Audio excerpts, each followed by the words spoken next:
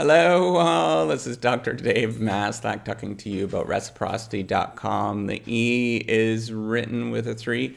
And in this particular video, I wanted to talk about what is the purpose of business and what is the purpose of a firm or a purpose of a particular organization. I think that this is one of the areas that I hear the most in terms of sort of popular press and popular understanding that I think most people get wrong, and they get it really, really wrong. And I think the reason why people get this wrong is because we have this notion of profit maximization in our head, that people are supposed to maximize the amount of wages that they get. They're supposed to maximize the amount of profits that they get in a particular company in terms of, how much money they're making. Really? I mean, it's all about show me the money, right? That's what a lot of people hear about. But this is fundamentally the wrong way of going about business. And we've known about this kind of stuff for a while now, for a number of years. And I'd like to actually get into, what is the purpose of business, and maybe get into, and maybe you start to see why these particular ideas are wrong. So where did this notion of the maximization of profits come from? Well, this is generally a neoclassical economics kind of story, right? So a business exists to maximize profits. It's kind of built into sort of neoclassical economics models. And the way that you do that is you produce some sort of widget and you reduce the cost as much as possible and generate as much revenue per widget as much as possible. Now, the problem with this particular perspective, so it works very well in a neoclassical economics model, which is trying to generalize across many different companies. And it's kind of basically trying to generalize across every single kind of company. But when you start breaking it down, it really doesn't tell you in any sort of possible way how you're supposed to do that.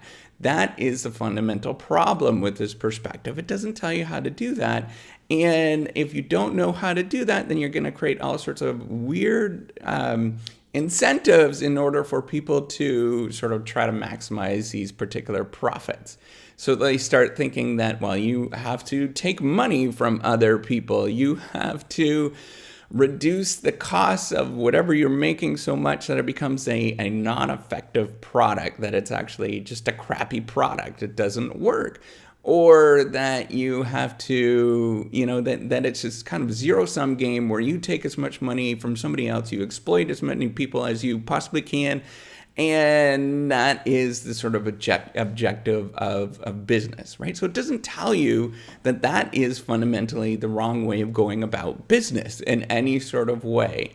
So from my perspective, the purpose of business, and I think that there's a lot of people that would agree, lots of academics that would agree with this, is that the purpose of business is to just simply solve problems, a large enough problem that lots of people are concerned with that problem. And the larger that particular problem is, and the more valuable that particular problem is to a particular group of people, right? So lots of people have this particular problem. And if you solve that problem, what you end up getting is a business, right? So that's really how it forms. I'm going to get into where profit sits within this in a minute. So there are a lot of different ways that we understand how businesses work and what is the purpose of business. So for example, the one that a lot of academics would sort of think about is that there is a transaction cost economics. And really what that assumes is that businesses form simply when markets fail.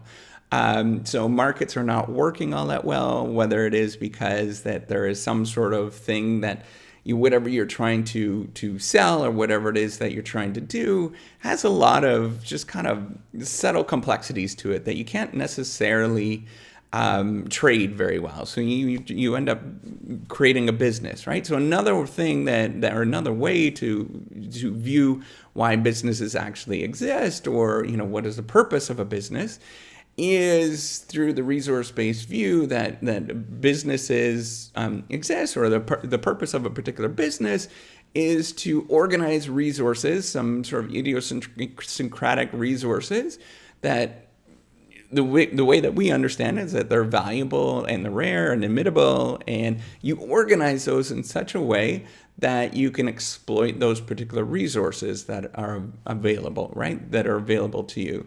Now, in sociology, some people might even say that businesses form simply as a way of organizing people in some sort of collective, and that there is some sort of goal towards what they are trying to organize toward, right? But the general theme with all of these things is that businesses are forming and businesses are coming together, and a business really is just some sort of collective of people, of technologies, technologies used very broadly again. So this might be like a stick that a caveman is using, right? Or a cave person is using. Businesses form for all sorts of, there's all sorts of different components to it. It's also the routines, how people actually are performing particular tasks and activity. But they are all forming in general, if you sort of think about all these different ways, is to solve a particular problem that at least one person has.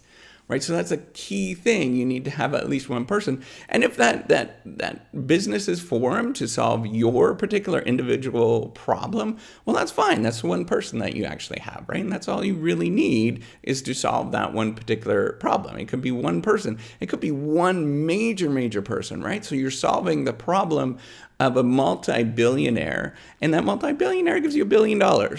Right? Like that is a really big, profitable, amazing business if you do that. And it's only serving one particular individual in that particular moment, right? So it doesn't have to solve a lot of people's problems. It just has to solve at least one person's problems, right? And that's the real critical thing, and it solves one particular problem. So where does profits come into this, right? So again, I'm not arguing that the neoclassical view is wrong. It just kind of It focuses on the wrong sort of objective in terms of what a business does and how it actually works. So where does the profits come into this? Well, profits are really vital to the purpose of a business. They are, however, they're kind of a secondary concern, right? If you're focused on solving problems, what ends up happening if you solve somebody's problems and it's important enough to somebody else, then what people do, they generally do, is they give you some sort of token of appreciation for solving that problem, right? And that token of appreciation is what we call the profits, right? So that is how you actually appropriate value from the thing that you're actually solving, or that you're actually the solution that you have to the particular problem that you are solving.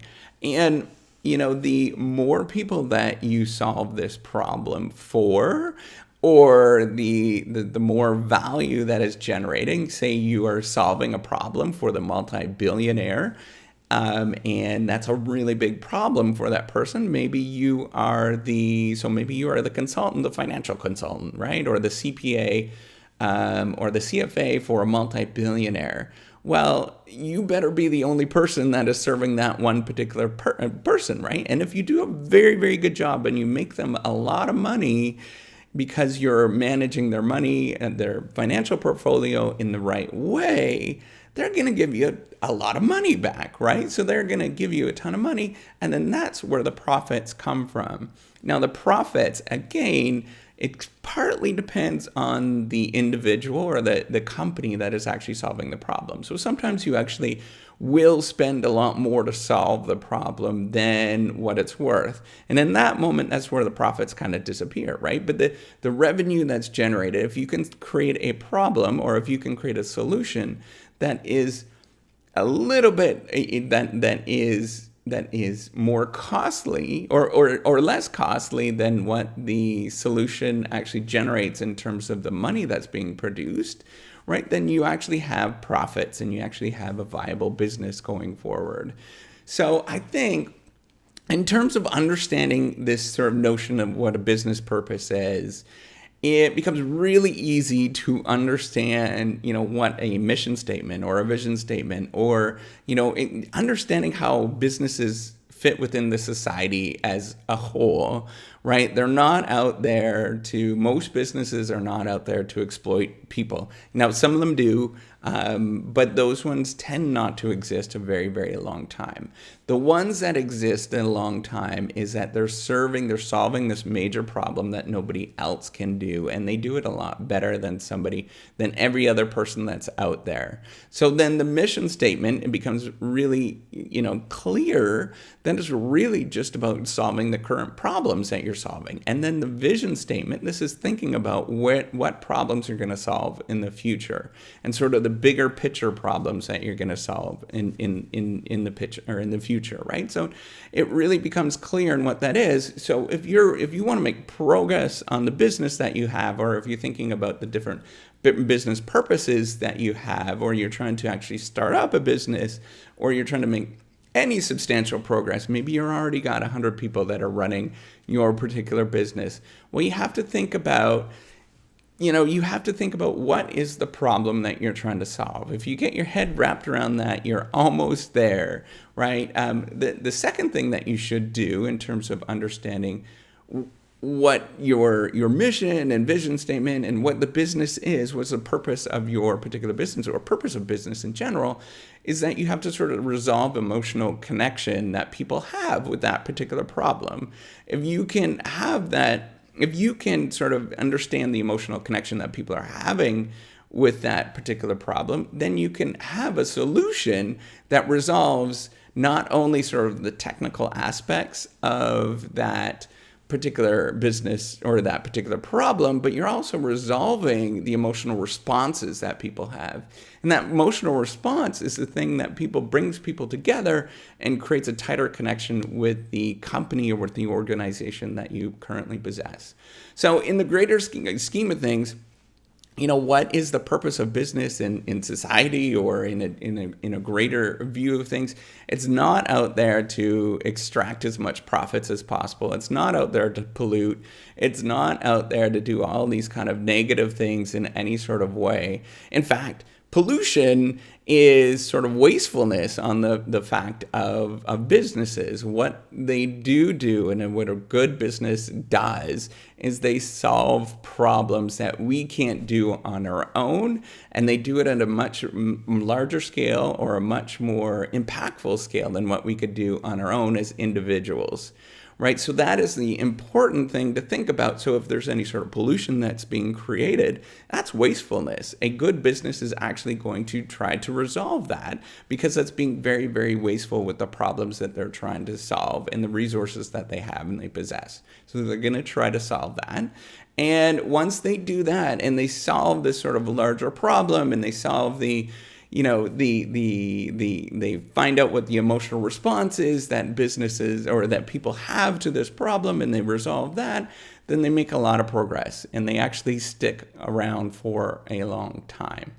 So that's all I wanted to say today. Give me a thumbs up if you like this. Oh, once again, with the Reciprocity Project, the E is spelled with a 3. So I'm trying to actually create this particular business to actually help out PhD students and have a better understanding of how people behave in the business world. So you can actually see what this is all about. If you look at my older videos, I do talk a lot about it. So you can check out that. And subscribe to the YouTube channel as well if you find this interesting. So thank you once again. Take care and have a wonderful day.